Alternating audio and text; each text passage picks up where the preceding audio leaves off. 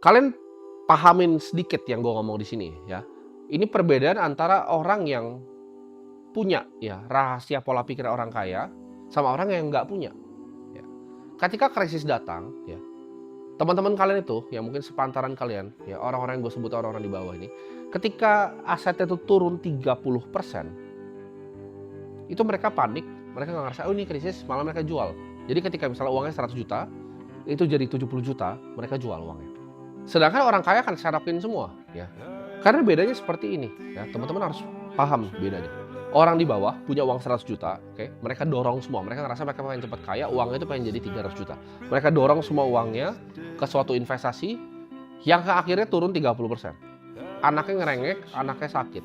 Mereka butuh keluarin uang 20 juta. Akhirnya mereka jual semuanya, takut lebih turun lagi ketika krisis. Jadi dari 100 ini udah hilang 30 juta di market. Sisa 70 juta, 20 jutanya diambil lagi. Jadi uangnya tuh portofolio hidupnya tuh sisa setengah. Orang kaya tuh tidak operasi seperti itu. Ketika mereka punya uang 100 miliar, 100-nya ini nggak langsung didorong semua. Mereka punya 30 miliar untuk dana jangka pendek, jangka menengah. 20 miliar ditaruh di aset A, 25 ditaruh di aset B, 25 ditaruh di aset C. Jadi ketika ada aset A yang turun 30%, mereka bodoh amat. Bahkan mereka punya cash 30%-nya lagi, mereka bisa dorong lagi. Ketika krisis terjadi, mereka yang selalu bisa dorong, mereka yang selalu punya cash, mereka selalu punya peluru. Orang-orang yang tidak tahu hal ini, mereka itu tidak punya perencanaan hidupnya.